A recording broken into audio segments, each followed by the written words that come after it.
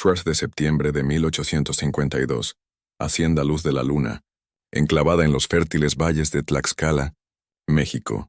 En una noche de verano sofocante, bajo un cielo cargado de nubes de tormenta, nacieron dos niños varones para doña Isabella Valdés, esposa del capitán Diego Morales, en la penumbra de la gran casa principal. Uno era pálido como la luz de la luna filtrándose por las rejas de las ventanas, el otro oscuro como la tierra negra del valle. En menos de 3 días, 5 vidas se perderían en la oscuridad. En un mes, 22 más desaparecerían sin dejar rastro, como si la tierra misma se los hubiera tragado. Las autoridades locales, por orden directa del gobernador regional, sellaron todos los registros de ese septiembre, encerrándolos en un archivo polvoriento por casi un siglo. Cuando esos documentos finalmente se abrieron, revelaron la verdad impactante de la superfecundación heteropaternal, un fenómeno médico rarísimo donde gemelos nacen de padres distintos. Pero eso era solo la superficie, el velo que cubría horrores más profundos, asesinatos calculados, una conspiración de silencio que ahogaba los gritos, y una rebelión que casi reduce a cenizas todo el valle de Tlaxcala. Esta noche desenterramos la historia de Hacienda Luz de la Luna, un relato de traición, coraje y un fuego que lo cambió todo. Lo que ocurrió en Tlaxcala en 1852 podría resonar con secretos enterrados en el pasado de tu propio pueblo. Así que agárrate fuerte. Esta es una historia que te atrapará, te helará la sangre y te hará cuestionar las sombras de la historia que nos formaron.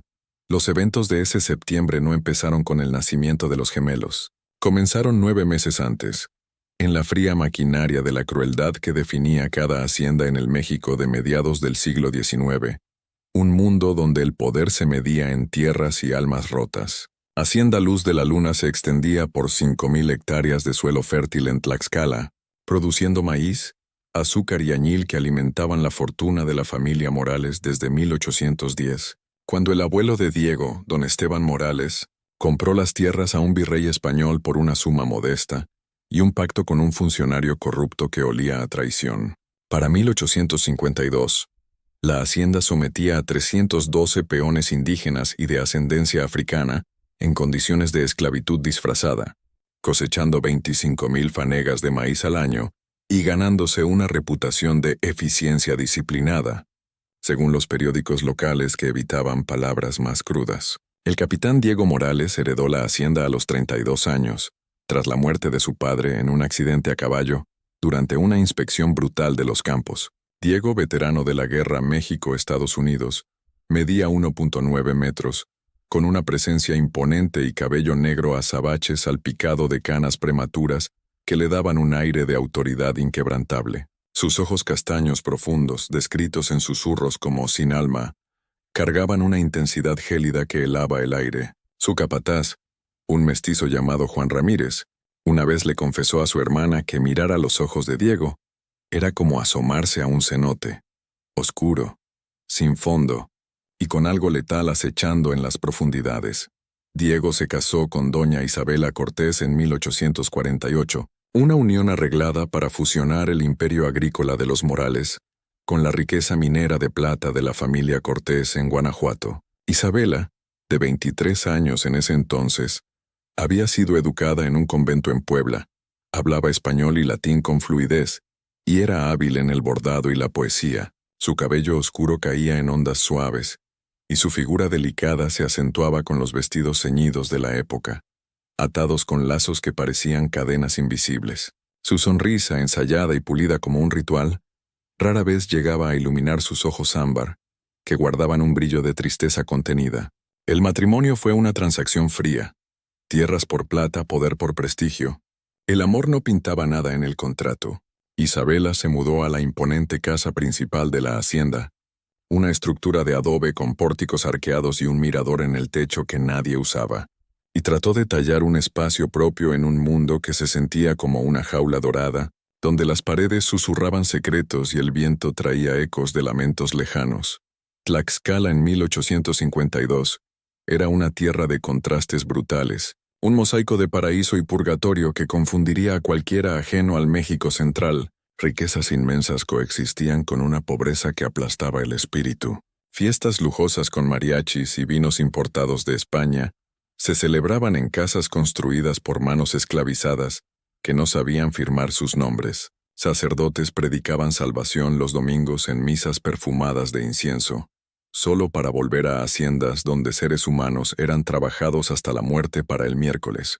La disonancia moral necesaria para sostener este sistema engendraba una sociedad paranoica e inestable, como una olla a presión lista para estallar.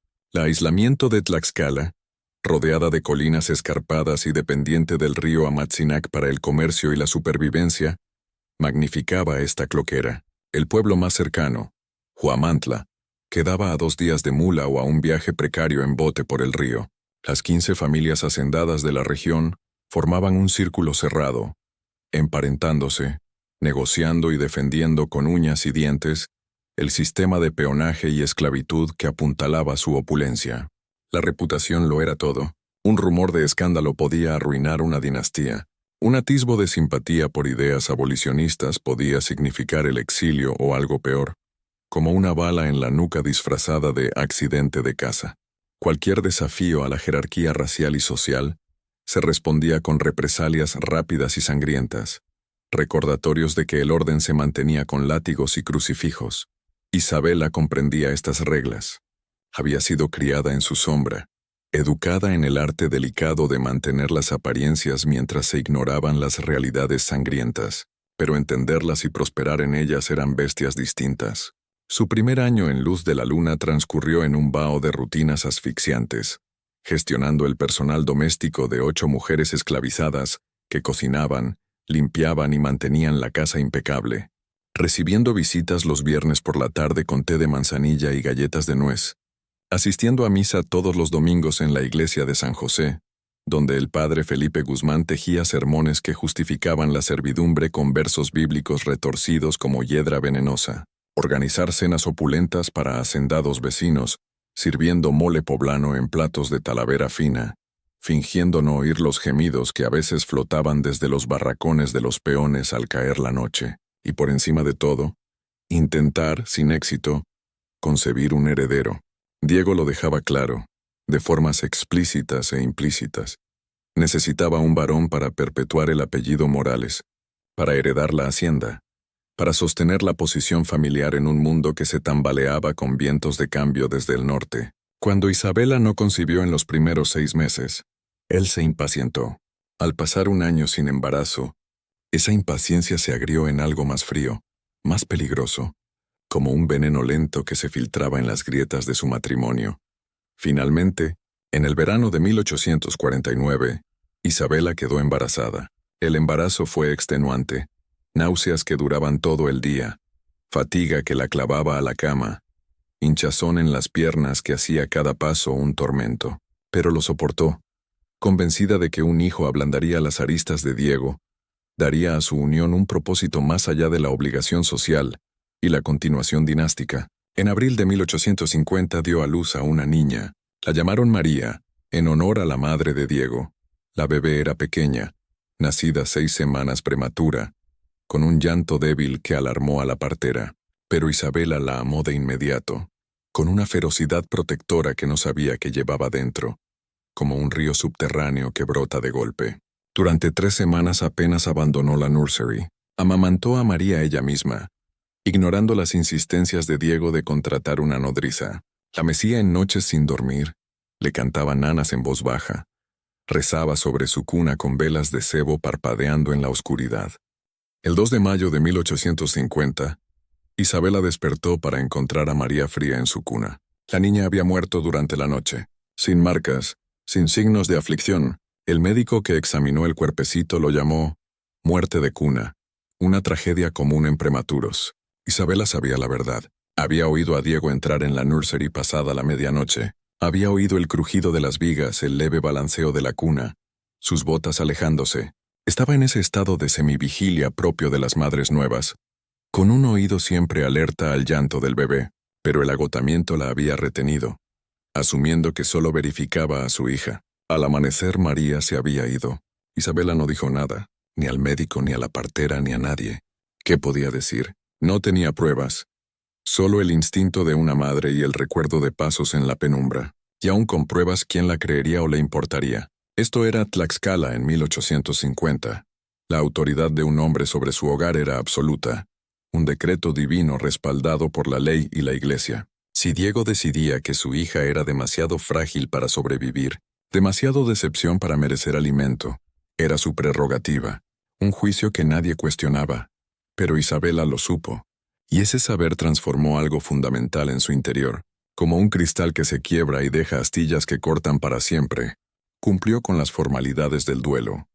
Vistió de negro, aceptó condolencias murmuradas en visitas, permitió que Diego enterrara a María en el panteón familiar, con una pequeña lápida de piedra caliza grabada con flores marchitas. Pero en privado comenzó a ver a su esposo con claridad por primera vez, no como un hombre severo pero razonable, no como un producto de su cultura y crianza, sino como algo más, algo roto y peligroso, un lobo disfrazado de patriarca. Quedó embarazada de nuevo a fines de 1850. Esta vez fue más cautelosa. Comía en su habitación. Rechazaba las medicinas que Diego le ofrecía con sonrisas falsas. Cerraba con llave su puerta por las noches. Pero el embarazo terminó en aborto espontáneo a los 4 meses. El médico dijo que estas cosas pasaban, sobre todo tras el trauma de perder un hijo. Isabela sospechaba lo contrario, pero otra vez carecía de pruebas. Solo un sabor metálico persistente en la boca, después de beber el té que Diego le llevó la noche antes de que empezaran los calambres. Para la primavera de 1852, su matrimonio existía solo como un hecho legal y una farsa social. Hablaban lo necesario. Aparecían juntos en misa y en las fiestas patronales, pero la casa se había convertido en un campo de batalla, aunque solo uno de los dos librara la guerra abiertamente. Y entonces Isabela conoció a Ezequiel Navarro. Ezequiel no era lo que nadie esperaba al oír caporal o vigilante. El puesto, asignado a un peón para ayudar a manejar a los demás, era un escalón intermedio en la jerarquía brutal de la hacienda, usualmente ocupado por hombres grandes e intimidantes que imponían disciplina con puños y látigos. Ezequiel era alto, sí, casi 1.85 metros, pero delgado en lugar de fornido, con dedos largos más aptos para tañer un arpa que para blandir un chicote.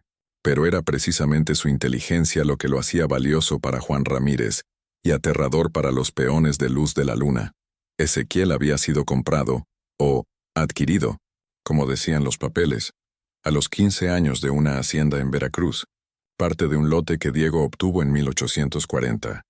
Su anterior amo notó en la factura de venta que el muchacho sabía leer, un peligro en Veracruz tras la revuelta de los esclavos en la Soledad, pero también que tenía un don para comprender sistemas complejos y predecir comportamientos. Diego vio potencial en eso, no humanitario, sino económico.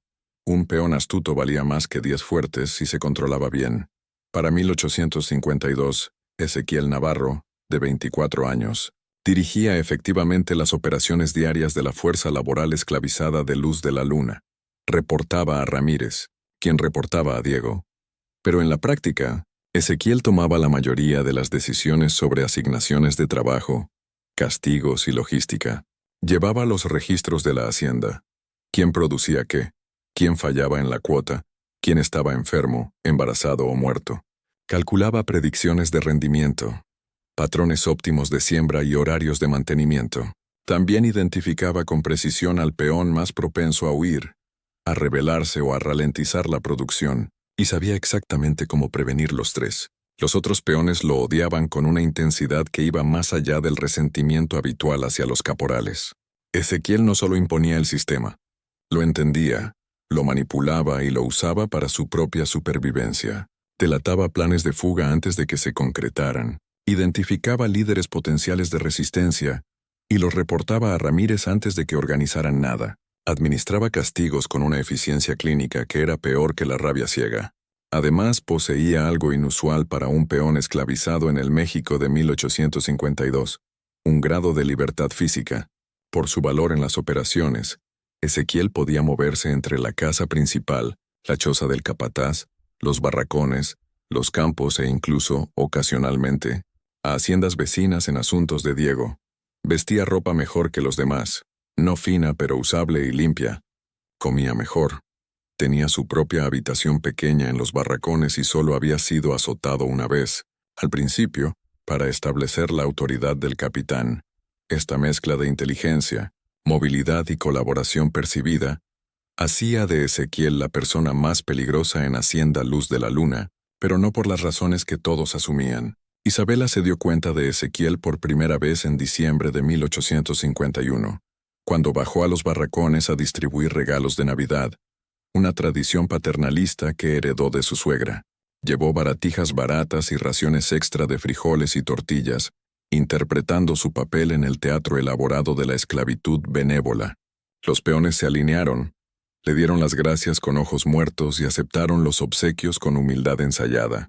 Pero Ezequiel la miró diferente, no con la sumisión a la que ella estaba acostumbrada, ni con el odio apenas disimulado que a veces captaba en otros. La miró con reconocimiento, como si pudiera ver más allá de la actuación, hasta la mujer desesperada y de luto debajo, como si supiera de María, del aborto, del té envenenado. Duró solo un instante. Luego bajó la vista, le dio las gracias y siguió adelante. Pero ese momento abrió una grieta en Isabela. Después de eso comenzó a notarlo. Su eficiencia silenciosa moviéndose por la hacienda. La forma en que los otros peones callaban cuando se acercaba. El respeto, o era miedo, en la voz de Ramírez al hablarle. La dependencia inusual de Diego en este hombre que, pese a ser propiedad, parecía ostentar poder genuino. En enero, Isabela orquestó su primera conversación privada.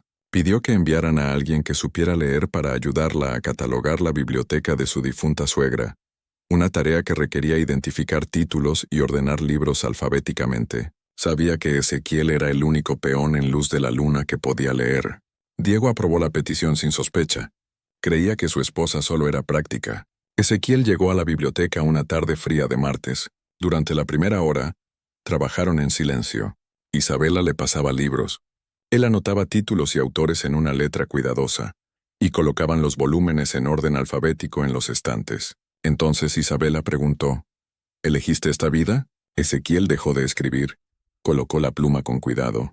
Cuando finalmente levantó la vista, su expresión era indescifrable. Señora, no estoy seguro de entender la pregunta. Ser caporal, el asistente del capitán.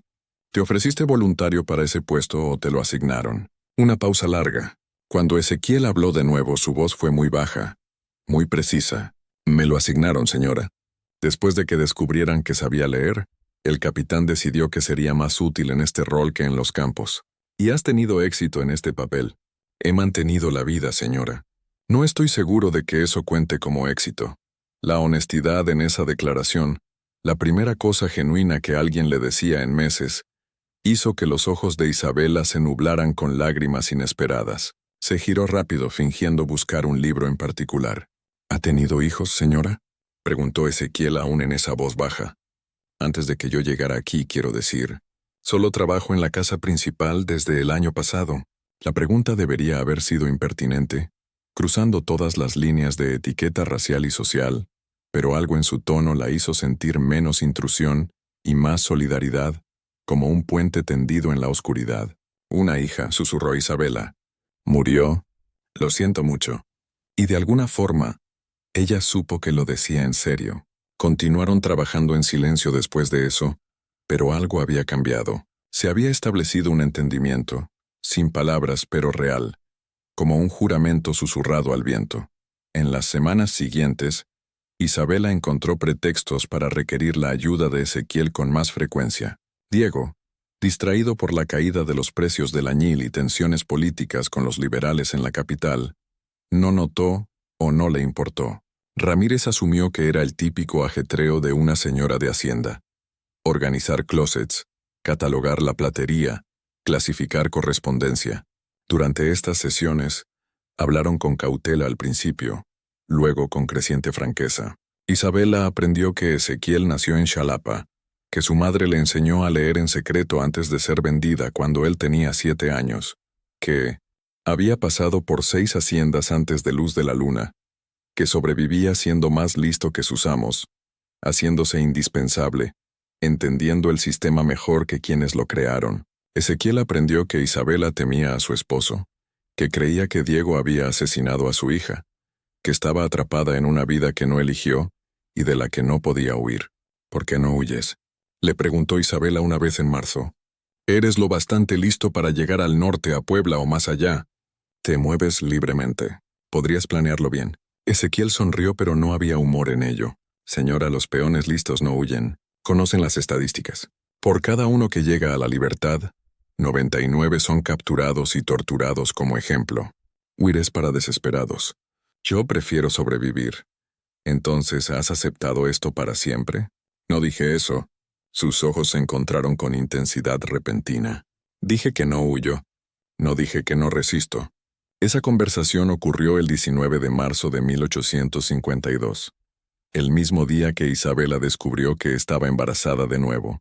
Isabela no le contó a Ezequiel sobre el embarazo de inmediato. No se lo contó a nadie, ni siquiera a Diego por casi 6 semanas. Había aprendido cautela de sus pérdidas previas, y esta vez estaba decidida a proteger la vida que crecía en su vientre, con vigilancia y secreto, como una guardiana en la noche. Pero también sabía, con creciente certeza, que si este niño era un varón, el heredero que Diego exigía, nunca tendría influencia real sobre él. El chico sería criado a imagen de su padre, arrogante, cruel, vacío de emoción. Heredaría luz de la luna y perpetuaría el ciclo de brutalidad, como un eco interminable en las colinas. Y si era una niña, Isabela temía que no viviría lo suficiente para protegerla de los cálculos fríos de Diego sobre linajes y utilidad. Este miedo se incubó a través de abril y mayo, creciendo junto al niño en su útero. Ella jugaba su rol a la perfección. La esposa hermosa, la anfitriona graciosa, la presencia callada en misa. Pero por dentro, hacía sus propios cálculos como un relojero armando una bomba. La idea, cuando brotó por primera vez, parecía imposible. Una locura nacida del insomnio, pero no la dejó en paz, clavándose como una espina en el corazón. Había estado leyendo textos médicos de la biblioteca de Diego, tratando de entender qué salió mal en sus embarazos anteriores. Así fue como topó con una referencia a la superfecundación, el fenómeno raro donde una mujer puede concebir gemelos de 2 padres distintos, si ovula múltiples óvulos y tiene relaciones con 2 hombres en una ventana corta de tiempo. El texto médico, escrito por un doctor francés en 1825, citaba solo 4 casos documentados, todos en Europa. El fenómeno era tan raro y escandaloso que apenas se discutía en círculos médicos decentes. Pero las implicaciones consumieron los pensamientos de Isabela por días, como un fuego lento en la paja seca. Si concebía gemelos, uno de Diego y otro de otro hombre, había una chance delgada como un hilo de araña, de que un niño se salvara de la influencia de su esposo. Si un niño no se pareciera visiblemente al capitán, él podría rechazarlo por completo, enviarlo lejos o permitir que Isabela lo criara aparte. Ese niño al menos no crecería para convertirse en otro Diego Morales. Era un plan desesperado, construido sobre improbabilidades estadísticas y esperanza salvaje. Pero Isabela estaba desesperada, acorralada en una jaula de adobe y expectativas. El 23 de mayo, durante una de sus sesiones frecuentes en la biblioteca, Isabela le hizo a Ezequiel una pregunta que cambió sus vidas para siempre. Si te pidiera ayuda para destruir algo, dijo sin mirarlo, supuestamente concentrada en espolver un estante de volúmenes encuadernados en cuero, ¿lo harías? Ezequiel se quedó muy quieto. Dependería de qué quieres destruir, señora. Un legado. Una continuación de crueldad. Hablas en acertijos.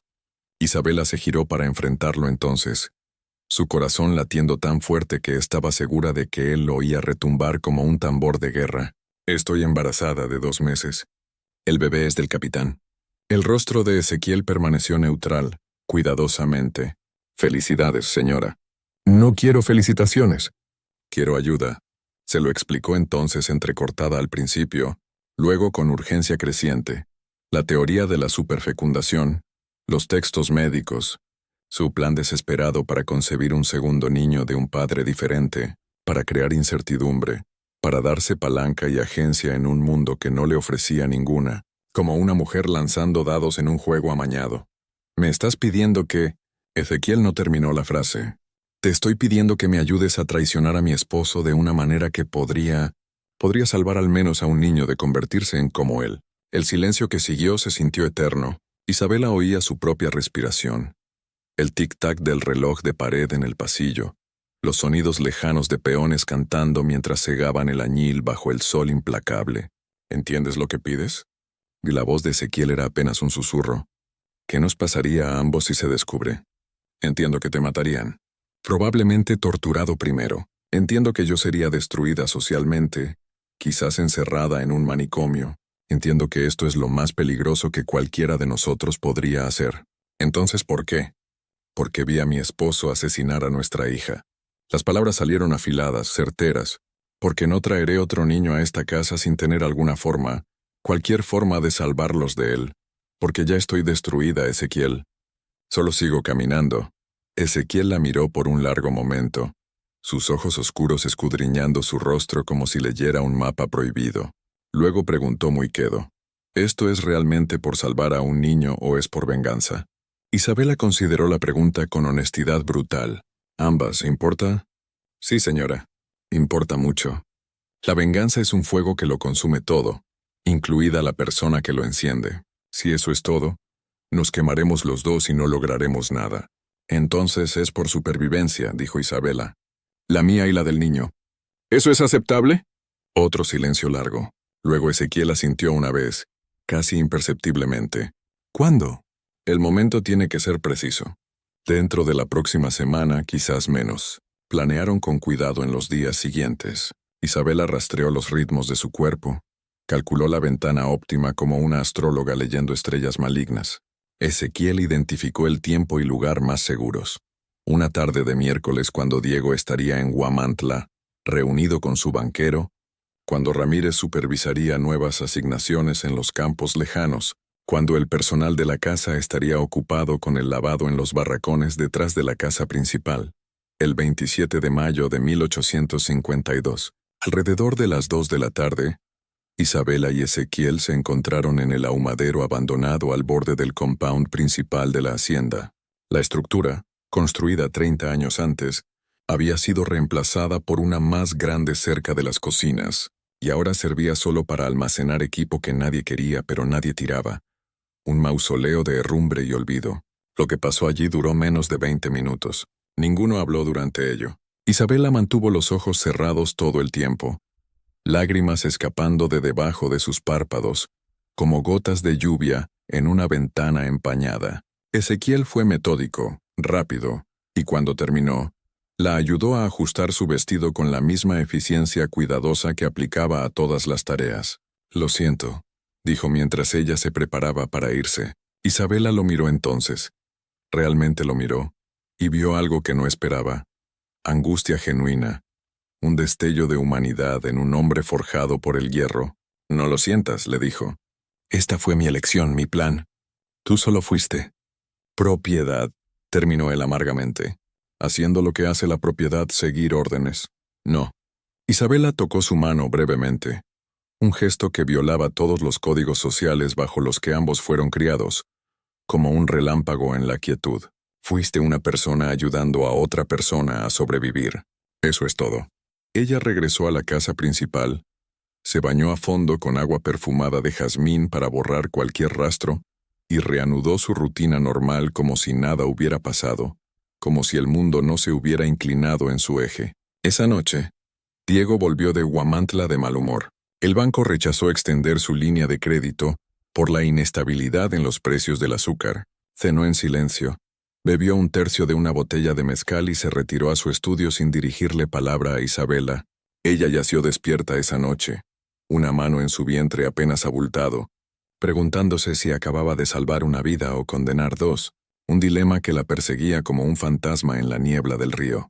A través de junio y julio, la vida en luz de la luna mantuvo su rutina opresiva, un ciclo interminable de sudor y sumisión bajo un sol que castigaba sin piedad. Las temperaturas subían a alturas brutales, regularmente por encima de 38 grados, con una humedad que hacía cada aliento sentir como ahogarse en sopa caliente. El maíz crecía espeso y verde en los campos, un mar dorado que prometía riqueza. Los peones trabajaban desde el alba hasta el ocaso, y más allá, mientras Diego presionaba por rendimientos máximos para compensar los precios en caída. Dos murieron de insolación a fines de junio. sus cuerpos envueltos en sudarios improvisados y enterrados sin ceremonia, en una fosa común al borde del río. Otro intentó escapar a principios de julio, y fue capturado, azotado hasta dejar la piel como cuero crudo, y vendido río abajo a una hacienda en Oaxaca como ejemplo, un mensaje grabado en carne para los demás. El embarazo de Isabela progresaba normalmente, o tan normal como podía en ese calor, en esa casa, en esa vida. Creció más grande, más incómoda, más consciente del reloj que tic-tac contaban hacia un momento que la liberaría o la destruiría por completo, como una hoja en el filo de un machete. Ella y Ezequiel no hablaron en privado de nuevo después de esa tarde en el ahumadero. Era demasiado peligroso. Atraía demasiada atención, como un faro en la noche para los ojos vigilantes de Ramírez. Pero a veces, cuando lo veía cruzar el patio o entregar reportes al estudio de Diego, sus ojos se encontraban por una fracción de segundo. En esos instantes transcurría una conversación entera sin palabras. ¿Estás bien? Sí, tú, sí, ¿podemos sobrevivir esto? No tenemos opción. Diego, mientras tanto, se volvía cada vez más volátil a medida que avanzaba el verano. Los precios del añil seguían cayendo por la agitación abolicionista del norte y el pánico sureño que se filtraba como humo de cigarros en las tabernas. Las tensiones políticas con los liberales en la capital permanecían sin resolver, y en casa, el embarazo de su esposa le recordaba diariamente que tendría un heredero para enorgullecerse o decepcionarse. La incertidumbre parecía corroer algo en él. Siempre había sido cruel de manera distante, administrativa, firmando castigos, decidiendo ventas y separaciones, imponiendo disciplina a través de Ramírez y Ezequiel. Pero ese verano comenzó a participar directamente, como si el calor hubiera derretido la capa de civilización que lo contenía. Ahora observaba los azotes, contando los latigazos en persona con una precisión de contable. Cabalgaba por los campos en las horas más calurosas, escrutando a los trabajadores con esos ojos castaños vacíos, buscando cualquier signo de flojera. Realizaba inspecciones nocturnas a los barracones, registrando chozas en busca de contrabando o reuniones prohibidas, su linterna proyectando sombras que parecían demonios danzando. Los peones de luz de la luna respondieron volviéndose aún más cuidadosos, más invisibles, aprendiendo a leer los humores de Diego para saber cuándo era letal, ajustando su comportamiento como marionetas en un teatro macabro. Pero la vigilancia constante creó una atmósfera de miedo asfixiante que infectaba a todos en la hacienda, un veneno que se filtraba en el aire como el humo de los fogones. Ramírez trató de moderar los impulsos de Diego, preocupado de que presionar demasiado resultara en huidas o peor, una rebelión organizada, pero el capitán lo ignoraba cada vez más. Decidió que la firmeza, su palabra para brutalidad, era el único modo de mantener el orden en tiempos inciertos, un mantra que repetía como una oración perversa. Ezequiel navegó esta situación deteriorada con su inteligencia habitual, cuidadosa. No le dio a Diego razón para cuestionar su lealtad. Impuso reglas, reportó infracciones, mantuvo la eficiencia como un reloj suizo en un mundo de barro. Pero también comenzó a hacer algo más, algo sutil que solo alguien observando con atención extrema notaría. Empezó a cometer errores, pequeños, una asignación de trabajo que ponía a la persona equivocada en el lugar equivocado, causando un retraso de media hora en la siembra. Un mal cálculo en suministros que dejó a los peones sin agua durante la parte más caliente del día, forzando un descanso temprano que irritaba a Ramírez. Un mensaje olvidado que hizo que Ramírez cabalgara al campo equivocado para supervisar, dejando otra sección sin vigilancia por 3 horas. Individualmente, estos fallos eran menores, atribuibles al calor, al cansancio, al caos general de manejar una operación vasta, pero juntos creaban bolsillos pequeños de desorden. Momentos breves donde el control rígido del sistema se deslizaba solo un poco, como arena escapando entre dedos. Isabela lo notó porque ahora observaba a Ezequiel constantemente, buscando cualquier signo de que su secreto compartido lo había cambiado, como un cambio en el viento antes de la tormenta, y gradualmente se dio cuenta de que no cometía errores, creaba oportunidades. A fines de julio, logró hablar con él brevemente cuando entregó las cuentas domésticas al estudio de Diego, interceptándolo en el pasillo. «¿Estás planeando algo?», susurró. «Siempre planeo algo, señora. La supervivencia requiere planificación constante. No es eso lo que quiero decir». Ezequiel miró abajo del pasillo, confirmando que estaban solos. Luego encontró sus ojos con una franqueza inusual. No eres la única que quiere ver algo destruido, señora Morales. Solo me diste una razón para acelerar el plazo. ¿Qué plazo? Pero él ya se había girado, desapareciendo hacia la parte trasera de la casa antes de que pudiera presionar más, dejando sus palabras colgando como humo. El comentario la persiguió por las semanas siguientes, un eco en su mente. ¿Qué había estado planeando Ezequiel antes de que ella se acercara? ¿Cuánto tiempo llevaba preparándose, tejiendo hilos invisibles en la tela de la hacienda? ¿Y qué significaba acelerar el plazo? Obtuvo parte de la respuesta a principios de agosto, solo días antes de que nacieran los gemelos. Isabela había desarrollado la costumbre, durante el peor calor de la tarde, de sentarse en el balcón del segundo piso que daba a los barracones y los campos más allá. Diego no objetaba. Asumía que solo buscaba aire, y a las mujeres embarazadas se les concedían ciertas indulgencias, como un capricho pasajero. Pero Isabela no buscaba consuelo. Observaba.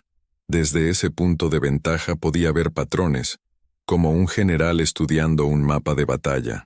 La forma en que ciertos peones se movían entre edificios, cargando ítems que podrían ser herramientas o algo más siniestro. Las conversaciones breves que ocurrían cuando Ezequiel creía que nadie miraba. A lo largo de varias semanas, pequeñas cantidades de suministros parecían desaparecer de varios lugares.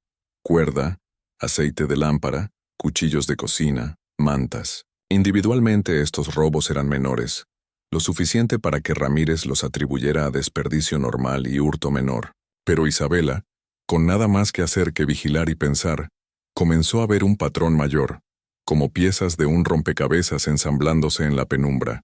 Ezequiel no solo creaba disrupciones pequeñas, acumulaba recursos preparándose para algo grande, un trueno que rompería el cielo. El 8 de agosto, 4 días antes del nacimiento de los gemelos, algo ocurrió que llevó las tensiones hirvientes a un pico violento, como un volcán despertando en las colinas. Una niña peón de 15 años llamada Rosa había trabajado en la casa principal como ayudante de cocina junior. Era callada, competente e invisible en la forma que los esclavizados aprenden para sobrevivir, fundiéndose con las sombras de las paredes de adobe, pero Diego la notó de todos modos. Esa tarde, mientras Isabela descansaba en su habitación y el personal estaba ocupado con preparativos de cena, el capitán llamó a Rosa a su estudio. Cuando no salió después de una hora, una de las esclavas mayores de la casa, una mujer llamada Carmen que llevaba 30 años en Luz de la Luna, fue a verificar. Lo que encontró fue a Rosa sollozando y sangrando, su vestido rasgado como alas rotas. Diego sirviéndose otro trago de mezcal con calma, como si nada hubiera pasado, su rostro impasible como una máscara de piedra. Carmen ayudó a Rosa a la cocina. La limpió con trapos humedecidos en agua fría y le dijo que no dijera nada a nadie. Era el mismo consejo que había dado a otras chicas a lo largo de los años. Hablar solo empeoraba las cosas. El silencio era supervivencia, un escudo invisible contra el mundo. Pero Ezequiel estaba en la cocina sacando agua para Ramírez cuando llegaron. Vio el estado de Rosa, el horror en blanco en sus ojos.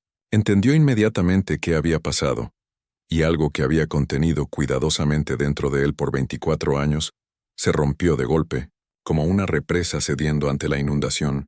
Esa noche, Ezequiel pidió una reunión con Ramírez. Reportó en su manera precisa habitual que Rosa estaba herida y no podría trabajar por varios días. Sugirió que se le dieran tareas ligeras hasta que se recuperara. No mostró emoción, no ofreció opinión, solo transmitió información como un mensajero neutral. Pero Ramírez, que había trabajado con Ezequiel por 9 años, oyó algo diferente en su voz, una planicie aún más plana que de costumbre, una ausencia que sugería la presencia de algo suprimido con fuerza.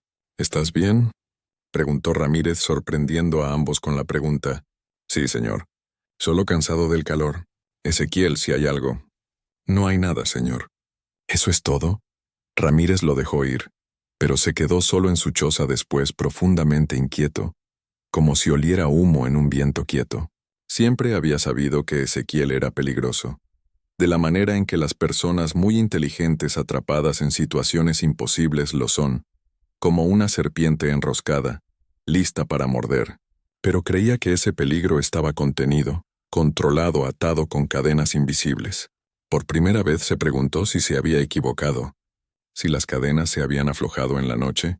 Isabela se enteró de Rosa la mañana siguiente por Carmen, quien se lo contó en el lenguaje codificado cuidadoso que los esclavizados usaban para discutir los crímenes de sus amos, palabras envueltas en metáforas de cosechas marchitas y tormentas pasadas. Isabela sintió algo frío y final asentarse en su pecho, como una piedra en el fondo de un pozo.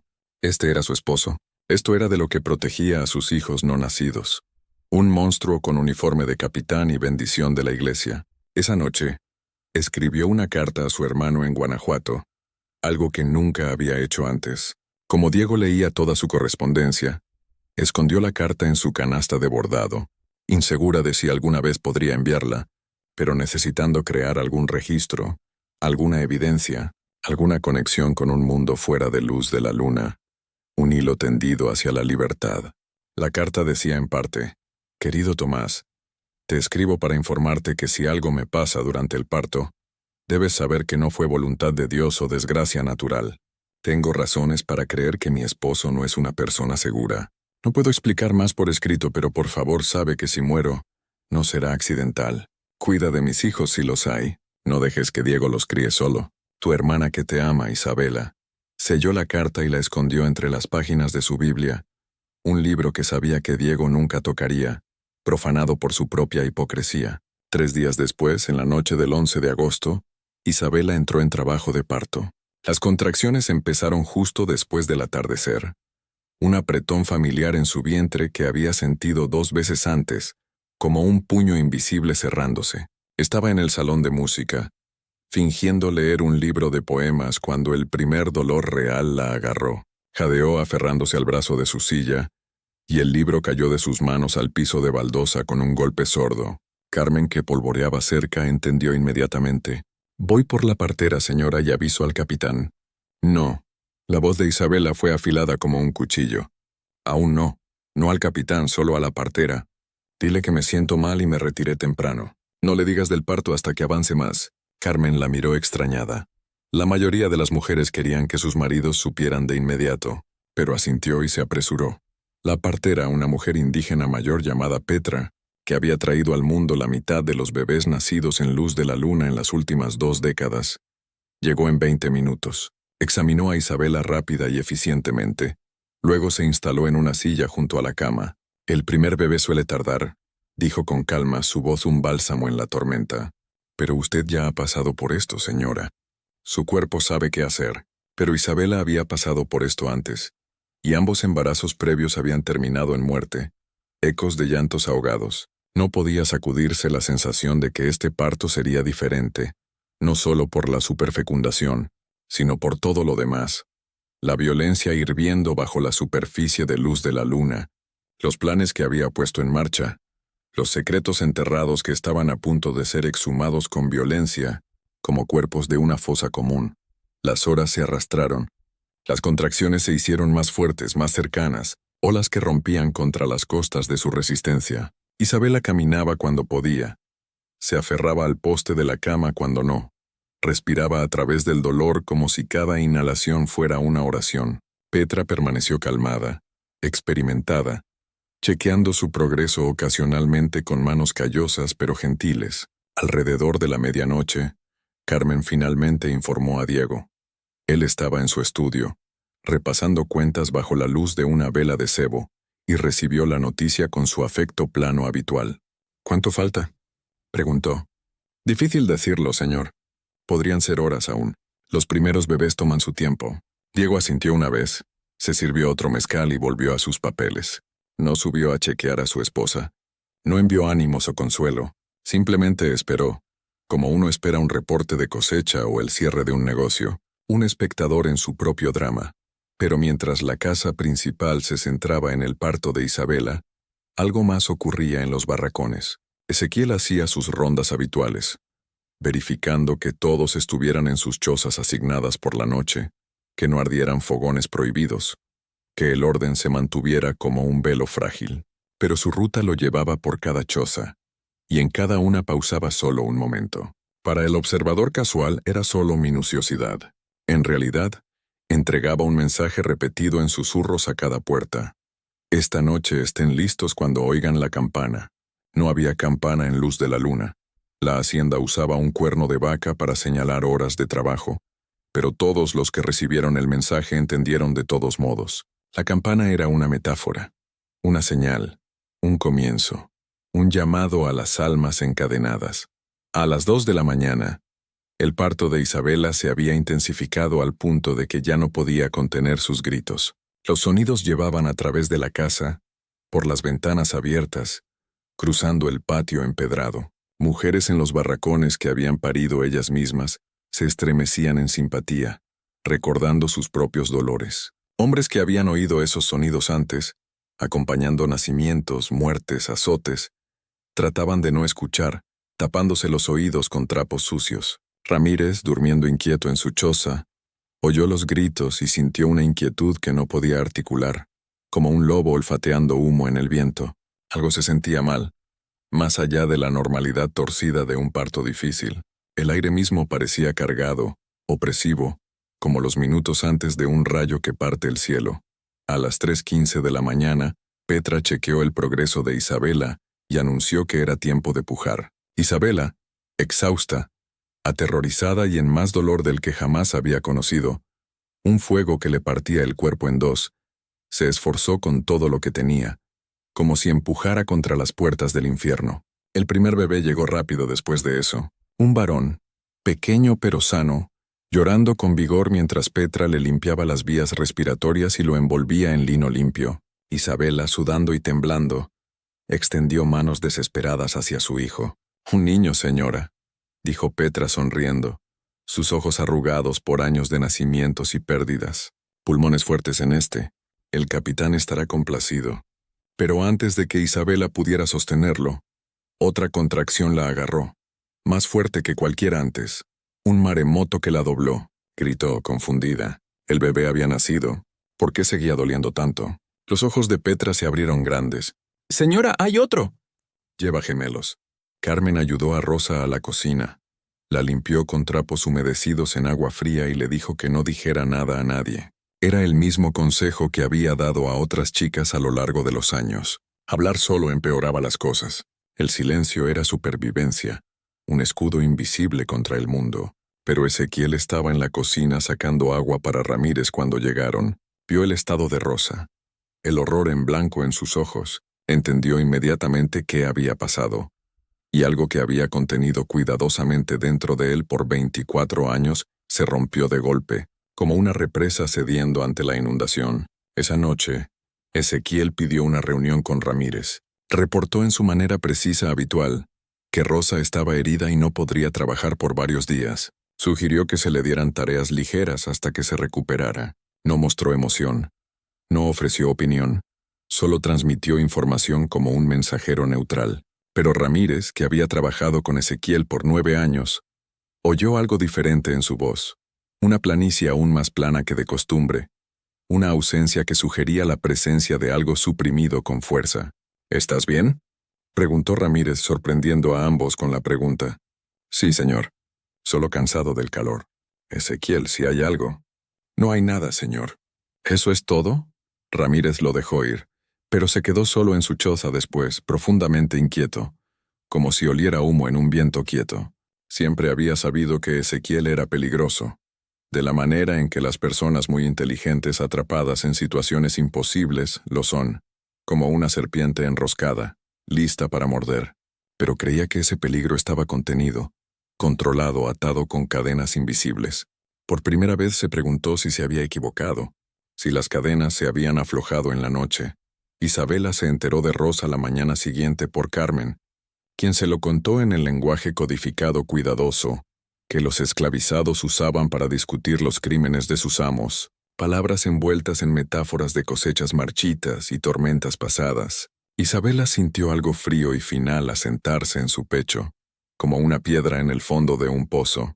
Este era su esposo. Esto era de lo que protegía a sus hijos no nacidos. Un monstruo con uniforme de capitán y bendición de la iglesia. Esa noche, escribió una carta a su hermano en Guanajuato, algo que nunca había hecho antes. Como Diego leía toda su correspondencia, Escondió la carta en su canasta de bordado, insegura de si alguna vez podría enviarla, pero necesitando crear algún registro, alguna evidencia, alguna conexión con un mundo fuera de luz de la luna, un hilo tendido hacia la libertad. La carta decía en parte: «Querido Tomás, te escribo para informarte que si algo me pasa durante el parto, debes saber que no fue voluntad de Dios o desgracia natural. Tengo razones para creer que mi esposo no es una persona segura. No puedo explicar más por escrito, pero por favor sabe que si muero, no será accidental. Cuida de mis hijos si los hay. No dejes que Diego los críe solo. Tu hermana que te ama, Isabela». Selló la carta y la escondió entre las páginas de su Biblia, un libro que sabía que Diego nunca tocaría, profanado por su propia hipocresía. 3 días después, en la noche del 11 de agosto, Isabela entró en trabajo de parto.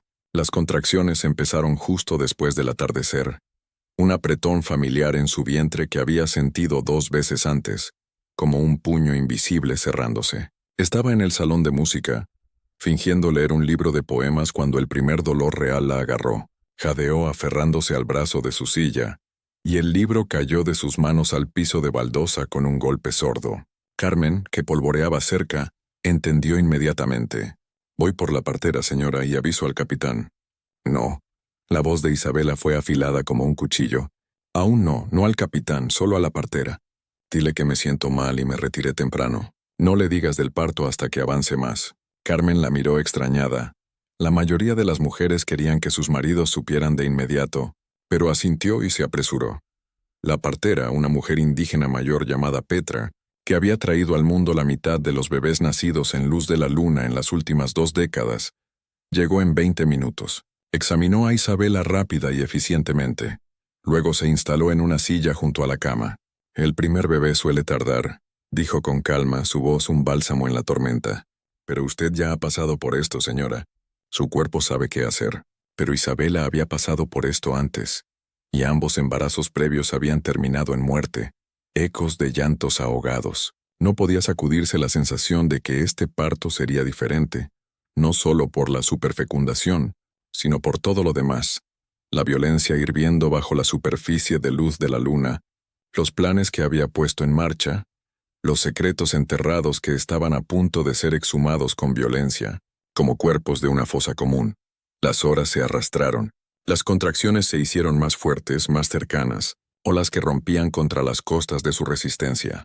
Isabela caminaba cuando podía. Se aferraba al poste de la cama cuando no. Respiraba a través del dolor como si cada inhalación fuera una oración. Petra permaneció calmada, experimentada, chequeando su progreso ocasionalmente con manos callosas pero gentiles. Alrededor de la medianoche, Carmen finalmente informó a Diego. Él estaba en su estudio repasando cuentas bajo la luz de una vela de cebo, y recibió la noticia con su afecto plano habitual. «¿Cuánto falta?», preguntó. «Difícil decirlo, señor. Podrían ser horas aún. Los primeros bebés toman su tiempo». Diego asintió una vez, se sirvió otro mezcal y volvió a sus papeles. No subió a chequear a su esposa. No envió ánimos o consuelo. Simplemente esperó, como uno espera un reporte de cosecha o el cierre de un negocio, un espectador en su propio drama. Pero mientras la casa principal se centraba en el parto de Isabela, algo más ocurría en los barracones. Ezequiel hacía sus rondas habituales, verificando que todos estuvieran en sus chozas asignadas por la noche, que no ardieran fogones prohibidos, que el orden se mantuviera como un velo frágil. Pero su ruta lo llevaba por cada choza, y en cada una pausaba solo un momento. Para el observador casual, era solo minuciosidad. En realidad entregaba un mensaje repetido en susurros a cada puerta. «Esta noche estén listos cuando oigan la campana». No había campana en luz de la luna. La hacienda usaba un cuerno de vaca para señalar horas de trabajo, pero todos los que recibieron el mensaje entendieron de todos modos. La campana era una metáfora, una señal, un comienzo, un llamado a las almas encadenadas. A las 2 de la mañana, el parto de Isabela se había intensificado al punto de que ya no podía contener sus gritos.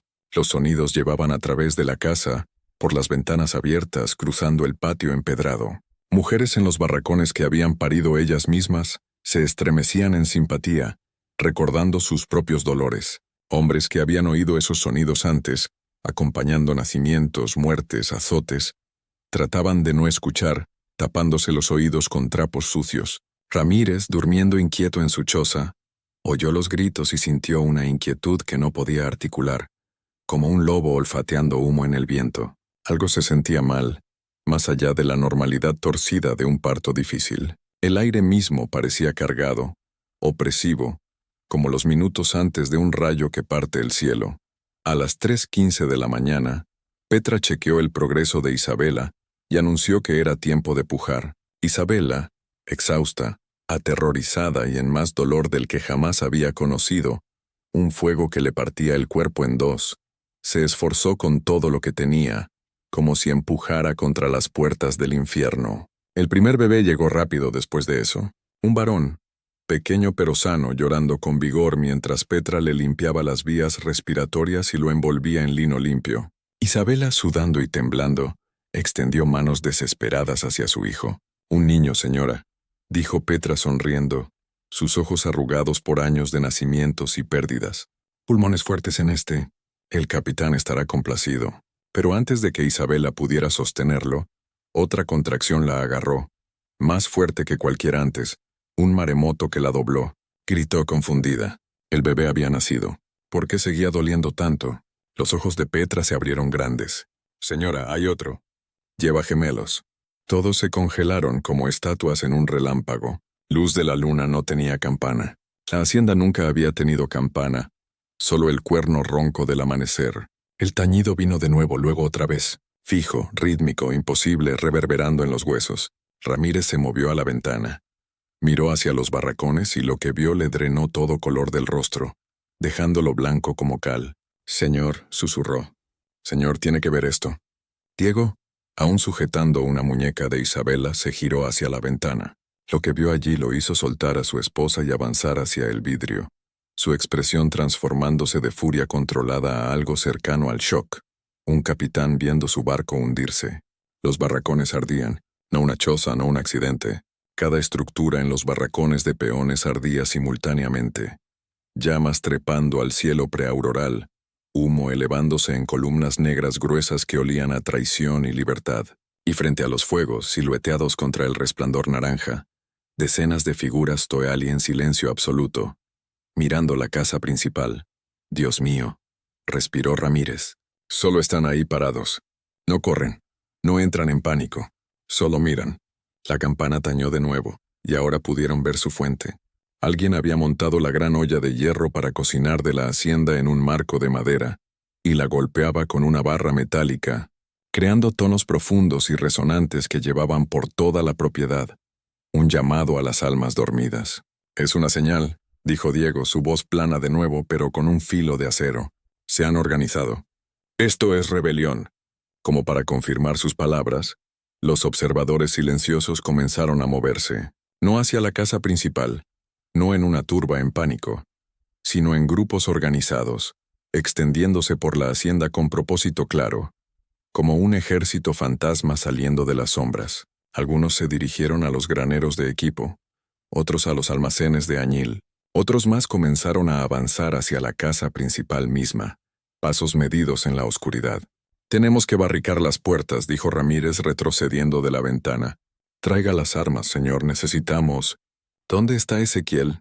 La pregunta del capitán cortó el pánico de Ramírez como un latigazo. «¿Dónde está Ezequiel Navarro?». Como en respuesta, una figura emergió del humo y las llamas, caminando despacio por el camino de los barracones hacia la casa principal. A una distancia, aún a través de la bruma, lo reconocieron. Ezequiel, alto e imperturbable, cargando algo en las manos, una sombra alargada contra el infierno. Diego lo vio acercarse con esa expresión calculadora. Él planeó esto, todo, el fuego, la organización. Esto es para lo que se preparaba. «Tenemos que irnos», insistió Ramírez. «Señor, no podemos defendernos contra tantos». «No», la voz de Diego era hielo puro. «No nos vamos. Esta es mi propiedad, mi tierra, mis peones, y no seré expulsado de ella por...». Sus palabras fueron cortadas por el sonido de vidrio rompiéndose abajo. Voces, pasos apresurados. La rebelión había alcanzado la casa. Isabela, aún en la cama, aún sosteniendo a ambos bebés, sintió una calma extraña asentarse sobre ella, como el ojo de un huracán. Esto era. el momento en que todo convergía. Su traición, los planes de largo plazo de Ezequiel, la crueldad de Diego, la violencia del sistema, todo alcanzando masa crítica simultáneamente.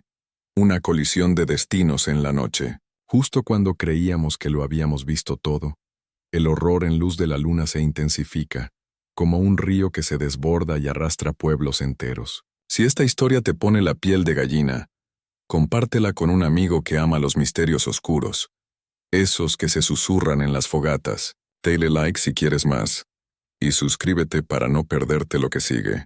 Descubramos juntos qué pasa después, porque esta rebelión no termina en llamas, solo comienza. Diego agarró el brazo de Ramírez. Baja, protege el armario de armas. Estaré justo detrás. Después de que Ramírez se fue, Diego se giró de vuelta a Isabela. Sus ojos se encontraron a través de la habitación, y en ese instante ambos entendieron que todo lo que habían construido, el matrimonio, la hacienda, las fachadas cuidadosamente mantenidas, se derrumbaba como un castillo de naipes en un vendaval.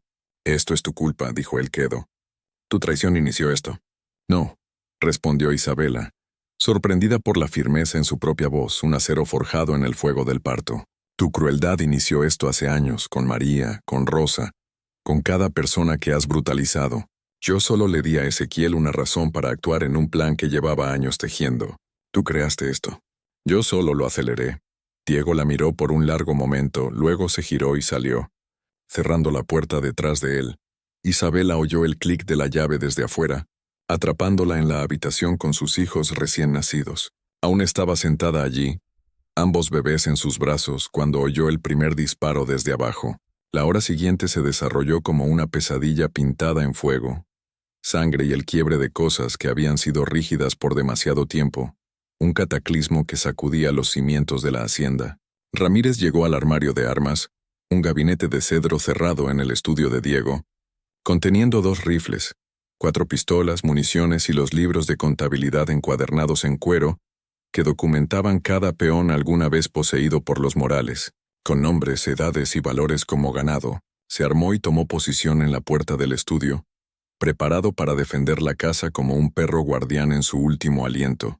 Pero los peones de luz de la luna no atacaron la casa directamente. Hicieron algo más estratégico, más devastador, un golpe maestro planeado en susurros nocturnos.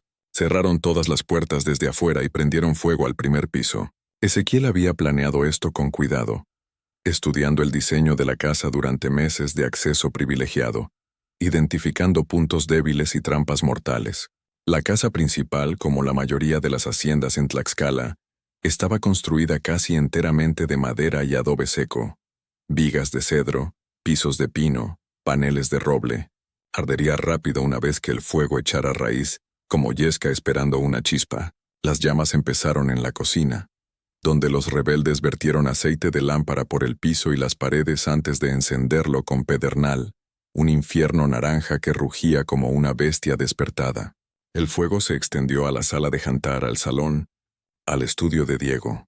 El humo llenó el piso bajo casi inmediatamente, espeso y negro, asfixiante como las garras de un demonio. Ramírez, dándose cuenta demasiado tarde de que se había atrapado a sí mismo, trató de disparar su camino a través de la puerta cerrada del estudio. El primer tiro astilló la madera pero no rompió la cerradura. El segundo lo hizo, pero para entonces el pasillo más allá ya estaba envuelto en llamas. Un muro de calor que lamía el aire. Retrocedió tambaleándose al estudio, tosiendo, ojos lagrimeando, y se abrió camino a la ventana. La abrió, preparándose para saltar al suelo 4.5 metros abajo, y encontró a Ezequiel esperándolo allí, una silueta contra el resplandor. «No», dijo Ezequiel simplemente. Sostenía una pistola, una que Ramírez reconoció como robada de las reservas de la hacienda semanas atrás, en uno de esos pequeños hurtos atribuidos a robo menor. Puedes saltar y morir rápido o quemarte y morir lento, pero de cualquier modo mueres esta noche. Juan Ramírez, mestizo inmigrante que había sobrevivido pobreza, fiebres y el brutal viaje por las sierras, que se creía práctico y realista sobre el sistema en que participaba, miró al hombre con quien había trabajado 9 años. «Te traté justamente», dijo, y realmente lo creía. Un autoengaño dulce como miel envenenada. La expresión de Ezequiel no cambió. Me trataste como propiedad inteligente en vez de propiedad estúpida. Eso no es justicia, Juan. Es solo una explotación diferente. Entonces, ¿esto es justicia? ¿Asesinato? No, dijo Ezequiel Quedo. Esto es supervivencia. Tú solo estás en el camino. El humo empujó a Ramírez de vuelta de la ventana. A través de la bruma, vio a Ezequiel girarse y alejarse, dejándolo con su elección de muertes. Ramírez eligió el fuego. Parecía más rápido que la caída, y murió en el estudio de Diego, rodeado de libros de cuentas que documentaban la compra y venta de seres humanos como si fueran mulas o maíz, su cuerpo chamuscado como un sacrificio olvidado. Diego mismo se movió con más inteligencia, un superviviente nato en su laberinto en llamas. Cuando el humo empezó a llenar el primer piso, subió inmediatamente al segundo nivel, que ardía más lento, comprándose minutos preciosos. Rompió la cerradura en la puerta de Isabela, su propia cerradura, su propia jaula para ella, y entró para encontrarla aún sentada en la cama, calmada como la muerte, ambos bebés quietos en sus brazos, envueltos en silencio como en un sudario. Tenemos que irnos, dijo. ¿Ahora? ¿Cómo? Preguntó Isabela. Tú cerraste las puertas. Tus propios peones prendieron este fuego. ¿A dónde exactamente se supone que vayamos? Diego se movió a la ventana, evaluó la caída al suelo, demasiado lejos con una esposa herida y 2 infantes. Miró hacia el mirador, el balcón decorativo en el techo que nadie usaba, un relicto olvidado. Si podían llegar allí, potencialmente bajar por las columnas principales. ¿Puedes caminar? No lo sé, probablemente no lejos. Entonces te cargaré a ti y a los bebés. Isabela rió, un sonido sin humor, seco como hojas muertas. Ahora quieres salvarnos. A ambos bebés, incluso al que llamaste abominación. Son mi propiedad, dijo Diego plano. Los 3. No rindo propiedad a peones. Muévete. Pero Isabela no se movió. Miró a su esposo. Realmente lo miró. Quizás por primera vez con claridad completa, y tomó una decisión que había fermentado en su alma como vino agrio. No. Diego se giró de la ventana, shock registrándose en su rostro, una grieta en la armadura. ¿Qué dijiste? Dije, no voy contigo. No te dejo tomar a estos bebés y criarlos a tu imagen. O venderlos, o destruirlos. Se acabó, Diego. He estado muerta dentro de esta casa por años. La única diferencia ahora es que la casa también arde. Estás histérica. El parto, el trauma. Estoy lúcida por primera vez en mi vida. Isabela se levantó temblorosa.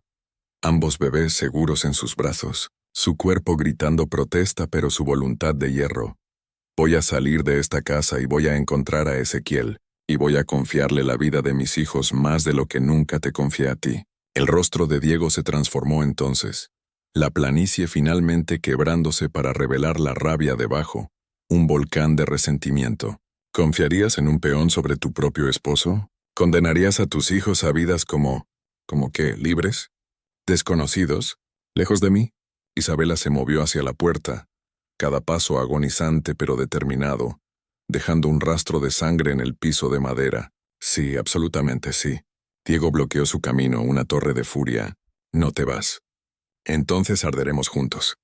Al menos tendremos calor. Por un momento se quedaron congelados en tableau esposo y esposa, amo y propiedad, 2 personas que se habían destruido mutuamente a través de crueldades calculadas y rebeliones desesperadas, unidos en su ruina. El humo trepaba las escaleras ahora, visible por la puerta abierta un tentáculo gris buscando presas. El calor se volvía insoportable, el aire espeso como melaza, la casa gemía alrededor de ellos, maderas empezando a fallar, crujidos como huesos rompiéndose. Entonces Diego hizo algo que Isabela nunca lo había visto hacer. Se hizo a un lado. Vete, dijo Quedo. Llévatelos. Pero sabe esto, Isabela. Si sobrevives esta noche, si escapas con mi propiedad, pasaré el resto de mi vida cazándote. Usaré cada recurso, cada conexión, cada mecanismo legal para encontrarte y traerte de vuelta. Nunca serás libre de mí. Sí lo seré, dijo Isabela, porque vas a morir en esta casa esta noche. No puedes saber eso. Puedo. Pasó junto a él hacia la puerta, dejando un rastro de sangre en el piso. Se había roto puntos al pararse, pero no le importaba, porque tú nunca saldrás. Morirás tratando de salvar tus libros, tus documentos, tu prueba de propiedad. Eso es quién eres, Diego. Eso es todo lo que eres y te va a matar. No miró atrás para ver si tenía razón. Simplemente caminó por la puerta, por el pasillo lleno de humo hacia las escaleras que llevaban al primer piso, a las llamas y a lo que esperara más allá. Un salto a lo desconocido.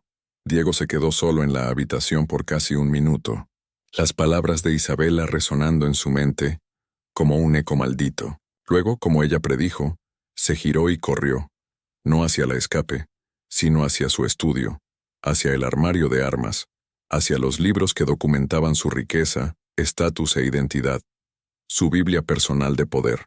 El cuerpo de Ramírez ya se enfriaba cuando Diego alcanzó el estudio.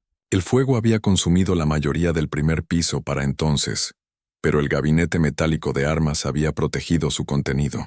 Diego envolvió su mano en su chaqueta, abrió la puerta caliente de metal y comenzó a sacar libros a puñados. El techo se derrumbó sobre él antes de que salvara siquiera la mitad. Murió instantáneamente aplastado bajo vigas ardientes, rodeado de los documentos que le importaban más que su esposa, sus hijos o su propia humanidad. Un rey caído en su trono de cenizas, Isabela, mientras tanto, había bajado las escaleras a través de una combinación de adrenalina, desesperación maternal y pura determinación sangrienta. Un instinto que trascendía el dolor.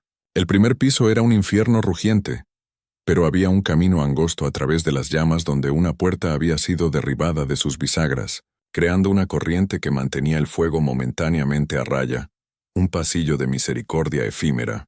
Tropezó a través de él, ambos bebés gritando ahora por el calor y el humo, sus llantos un coro agudo en la sinfonía del caos.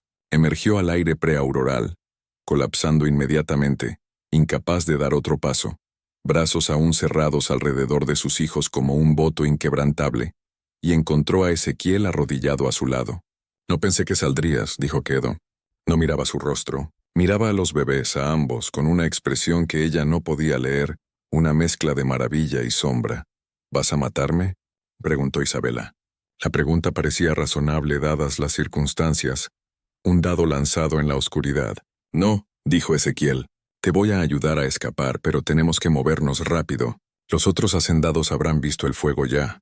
La gente vendrá con rifles y perros».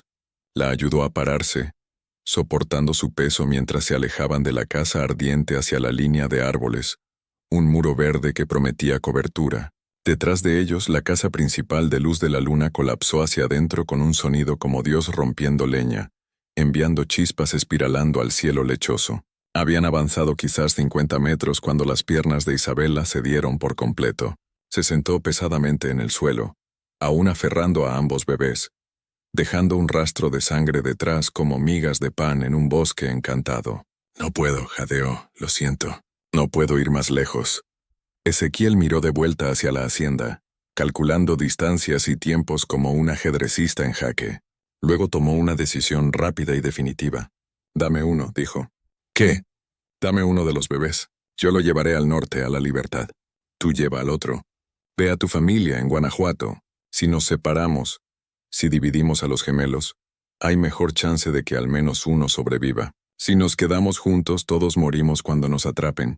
Isabela miró abajo a los dos rostros diminutos en sus brazos. El pálido, el oscuro, el hijo de Diego y el hijo de Ezequiel, hermanos que nunca se conocerían si ella accedía, separados por una elección que rompería su alma en dos. «¿Cuál?», susurró. «Esa es tu elección. Llevaré el que me des». La decisión imposible, la elección que ninguna madre debería hacer. Un cuchillo al corazón. Pero Isabela entendió la lógica, fría como el acero. Entendió que Ezequiel ofrecía la única chance real de supervivencia para cualquiera de los niños, un salvavidas en un mar de llamas. Lentamente, con cuidado infinito, le entregó el gemelo más oscuro, el hijo biológico de Ezequiel, el niño cuya existencia había iniciado esta catástrofe entera. Un chispazo en la pólvora. «Se llama Tomás», dijo. «Por mi hermano. Prométeme que lo recordarás. Prométeme que sabrá que fue nombrado por alguien». «Lo prometo». Ezequiel tomó al bebé con gentileza sorprendente, acunándolo contra su pecho como un tesoro robado. ¿Y el otro?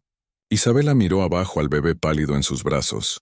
El heredero de Diego, el niño destinado a continuar el legado Morales. «A él lo llamaré Javier», dijo. «Javier». Ezequiel asintió una vez. Luego se giró y se fundió en el bosque sin otra palabra, una sombra tragada por las sombras, llevando consigo un pedazo del corazón de Isabela. Ella se quedó allí otro minuto, sola con Javier, escuchando los sonidos de luz de la luna destruyéndose a sí misma, el fuego rugiendo, gritos lejanos, el caos de una rebelión desatada como un río crecido. Luego se forzó a pararse una vez más y comenzó a caminar al sur, hacia el río, hacia Guanajuato, hacia algún futuro imposible que solo la fe podía vislumbrar. Recorrió aproximadamente 3 kilómetros, antes de que una partida de búsqueda de la hacienda vecina la encontrara. Para entonces, había perdido el conocimiento por pérdida de sangre, pero Javier aún vivía, aún lloraba, aún demandaba la atención de su madre con la voz insistente de todos los recién nacidos, un hilo de vida en la oscuridad. La historia oficial, tal como se registró en documentos del condado y cuentas periodísticas de agosto de 1852, fue esta. La hacienda Luz de la Luna sufrió un incendio catastrófico de origen sospechoso en la noche del 11 de agosto. El capitán Diego Morales pereció intentando salvar documentos valiosos de las llamas. Su esposa, doña Isabela Morales, sobrevivió junto con un hijo infante, Javier Morales, nacido esa misma noche. Aproximadamente 312 peones aprovecharon el caos para intentar escapar. La mayoría fueron recapturados en una semana y vendidos río abajo a haciendas en Puebla y Veracruz. Los líderes de la rebelión nunca fueron identificados definitivamente, aunque varios sospechosos fueron ahorcados como ejemplos, sus cuerpos colgando de olmos como frutos podridos. Doña Isabela Morales, traumatizada por los eventos y debilitada por el parto, fue internada al cuidado de su familia en Guanajuato y más tarde transferida a un sanatorio privado para tratamiento de agotamiento nervioso e histeria.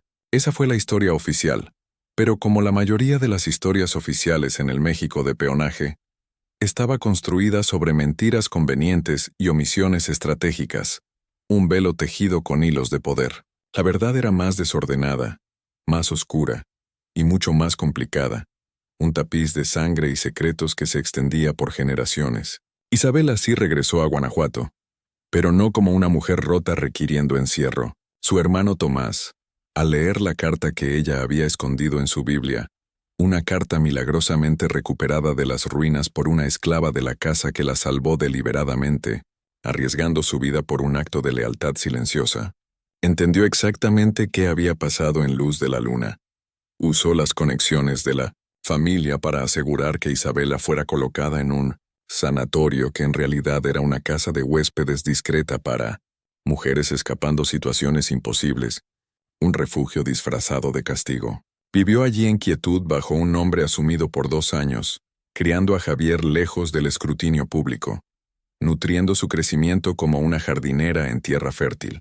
El bebé prosperó, creció en un niño saludable e inteligente, que no sabía nada de la crueldad de su padre o las elecciones desesperadas de su madre. Isabela le contó, cuando fue lo bastante grande para preguntar, que su padre había muerto heroicamente intentando salvar a otros del fuego. Era lo suficientemente cerca de una verdad para calmar su conciencia, un bálsamo en las heridas abiertas. En 1854, Isabela se volvió a casar, con un modesto comerciante de plata de Puebla que hizo pocas preguntas sobre su pasado, y trató a Javier como propio, adoptándolo en su corazón y apellido. Tuvieron 3 hijos más juntos, y Isabela vivió para verlos a todos alcanzar la adultez, testigo de sus primeros pasos, sus risas, sus sueños, un consuelo amargo contra las sombras. Nunca habló públicamente de Luz de la Luna, y las pocas veces que alguien reconocía su nombre y preguntaba por la tragedia, sonreía cortésmente y decía que era todo tan lejano y doloroso que prefería no morar en ello, cambiando el tema a recetas de tamales o el clima en las sierras, pero en privado, en diarios que mantuvo escondidos hasta su muerte en 1893, Isabela escribió extensamente sobre esa noche, sobre Ezequiel, sobre la elección que hizo de separar a sus hijos, sobre la culpa que la perseguía cada día, no por traicionar a Diego, sino por no ser lo bastante valiente para mantener a ambos bebés, para salvarlos de alguna forma milagrosa. Escribió: «Me digo que hice lo único posible, que dividirlos les dio a cada niño una chance de vida que no habrían tenido juntos. Pero sueño con Tomás, el hijo que di, Y me pregunto quién se convirtió, si Ezequiel cumplió su promesa, si mi bebé vivió para ver la libertad o murió en algún campo de añil, sin nombre y olvidado. Javier heredará dinero y estatus, pero Tomás, si sobrevivió, heredó algo potencialmente más valioso, la posibilidad de libertad real. Espero que valiera la pena. Espero que no lo condené simplemente a una muerte diferente, un exilio en la oscuridad. En cuanto a Ezequiel y Tomás, su historia se vuelve más difícil de rastrear, un hilo perdido en el tapiz de la historia. En el caos del incendio de luz de la luna, aproximadamente 52 peones escaparon exitosamente y nunca fueron recapturados. Este era un número inusualmente alto, sugiriendo que la planificación y organización de Ezequiel habían sido mucho más extensas de lo que nadie imaginaba. Una red tejida con paciencia de araña. Hay registros fragmentarios, vagos a propósito, deliberadamente incompletos que sugieren que un hombre negro alto, viajando con un infante, llegó a Puebla a fines de 1852. Desde allí, el rastro se enfría, lo que en el contexto de las rutas de escape clandestinas a menudo significaba paso exitoso a la frontera norte, hacia tierras donde la esclavitud no era ley. En 1855, un hombre llamado Ezequiel Torres, nota el leve cambio de nombre, un disfraz común para fantasmas, aparece en los registros de un pueblo minero en Sonora, un asentamiento conocido por acoger a fugitivos. Trabajaba como carpintero, se describía como letrado e inteligente, y vivía solo, excepto por un niño pequeño que decía era su hijo. El niño, de unos 3 años, se llamaba Tomás, y tenía una piel notablemente clara para ser hijo de un hombre tan oscuro como Ezequiel Torres. Podría ser coincidencia. Sonora estaba llena de fugitivos reconstruyendo vidas bajo nombres nuevos, muchos con situaciones familiares complejas resultantes de las fracturas de la esclavitud, familias rotas y rehechas en el fuego. Pero los detalles alinean con demasiada precisión para ignorarlos. El nombre, el timing, la apariencia del niño, la letrada documentada de Ezequiel, si este era en verdad el mismo Ezequiel de Luz de la Luna, cumplió su promesa. Criaron a Tomás en libertad en una región donde su herencia mixta era inusual, pero no ilegal, no vergonzosa, no mortal. Tomás Torres creció aprendiendo carpintería de su padre, a leer y escribir con libros prestados a escondidas, aprendiendo que valía no como propiedad, sino como ser humano, un regalo que pocos recibían en ese era Tomás Torres. De nuevo, si era el mismo Tomás, nacido en esa violenta noche de agosto, se casó en 1870 con una mujer llamada Elena Vargas, hija de peones liberados que se asentaron en Sonora en los 1840s. Tuvieron 4 hijos. Tomás trabajó como maestro de escuela y organizador comunitario, abogando por los derechos de los indígenas y apoyando a fugitivos llegando del sur.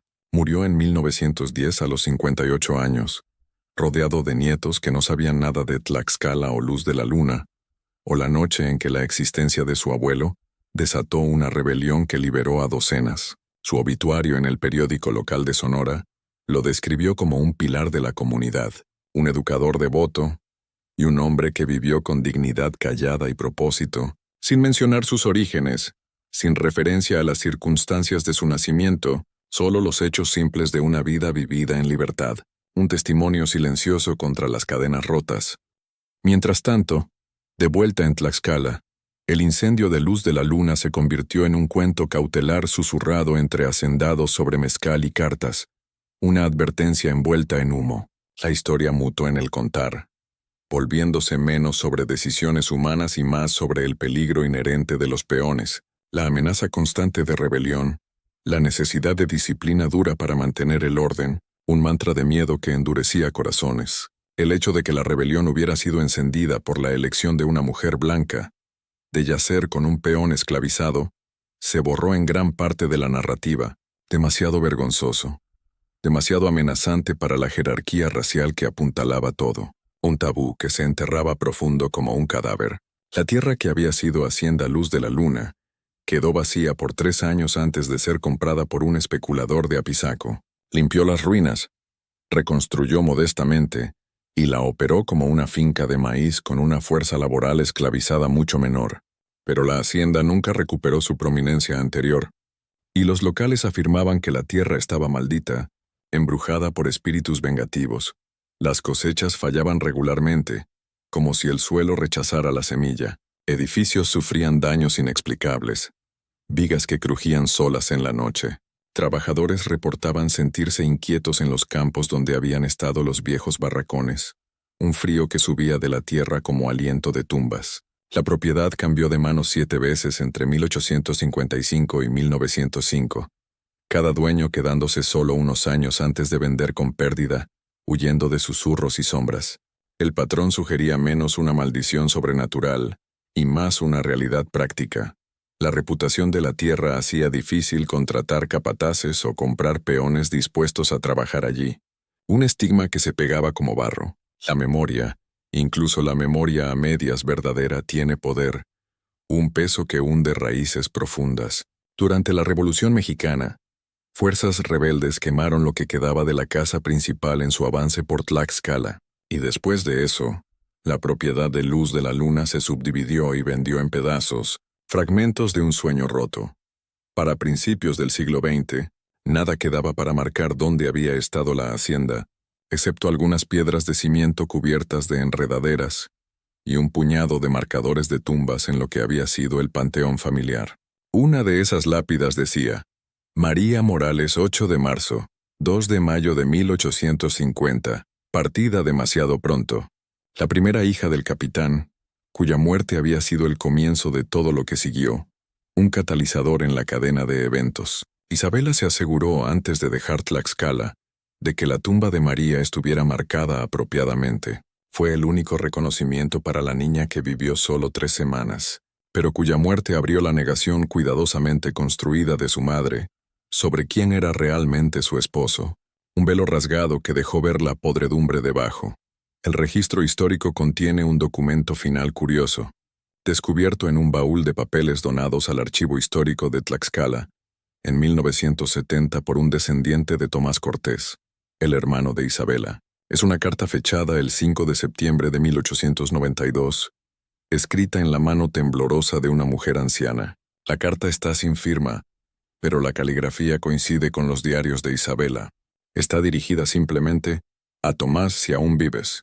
La carta dice: soy una mujer vieja ahora, con la muerte acercándose más rápido de lo que quisiera. Mi hijo Javier tiene 40 años, un abogado exitoso en Puebla, padre él mismo de niños que nunca conocieron la crueldad de su abuelo. He vivido una buena vida, mucho más larga de lo que merecía dada mis elecciones y sus consecuencias, un regalo inmerecido del destino.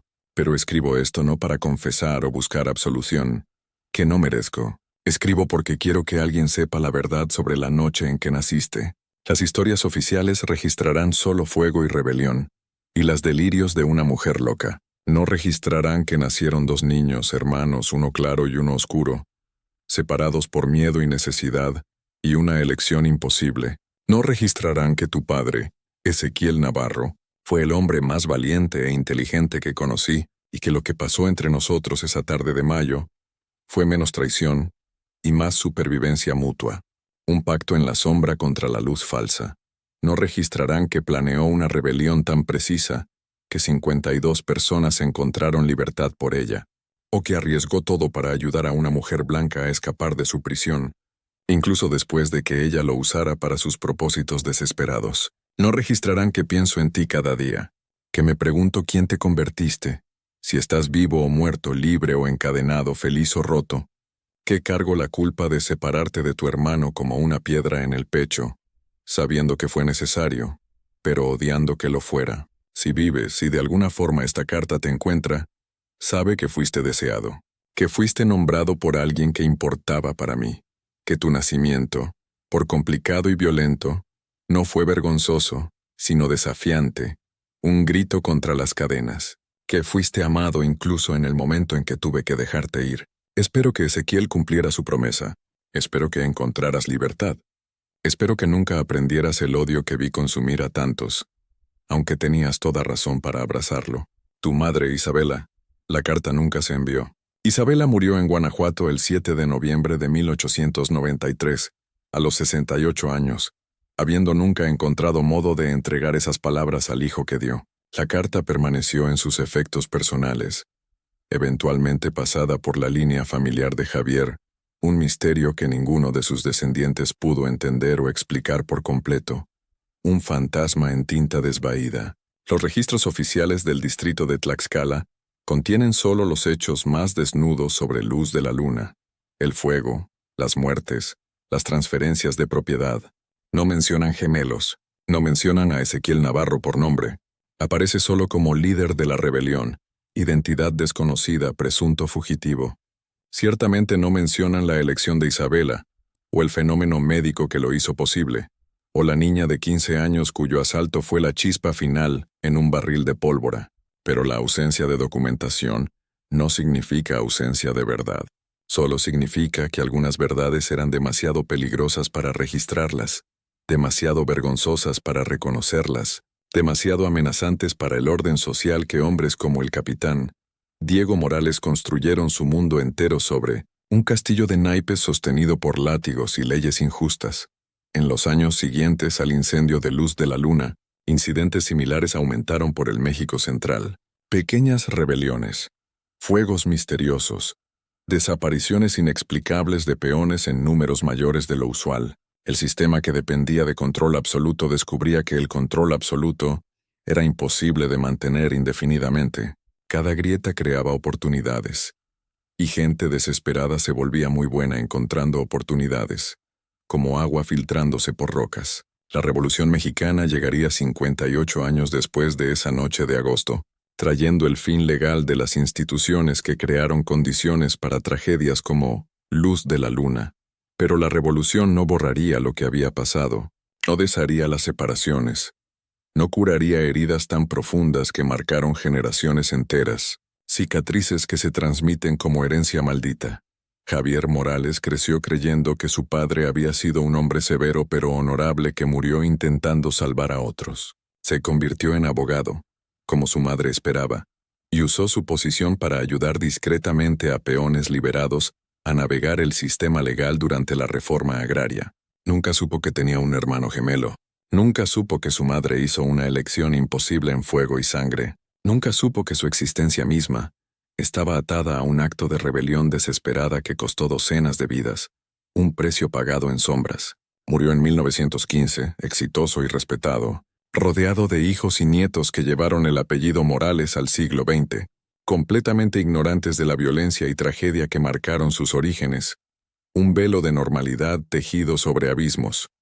En cuanto a Tomás y Ezequiel, su rastro se enfría después de Tlaxcala.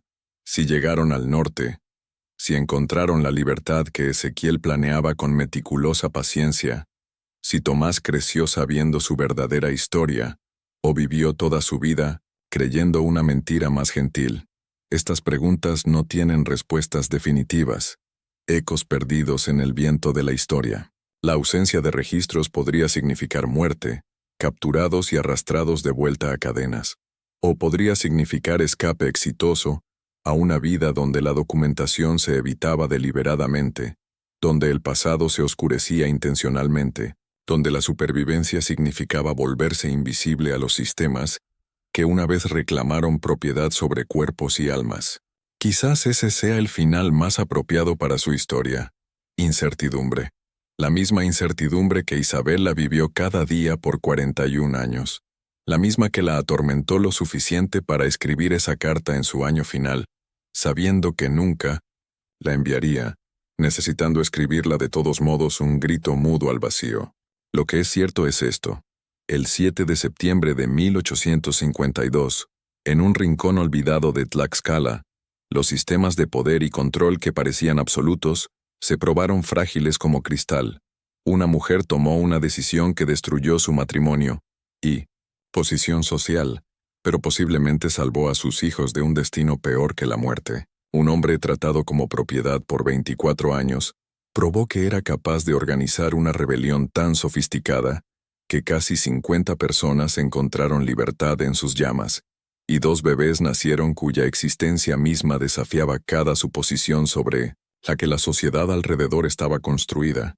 Un desafío escrito en sangre y fuego. El incendio que consumió Luz de la Luna ardió por 3 días, visible por kilómetros en cada dirección. una columna de humo que era tanto lamento como faro.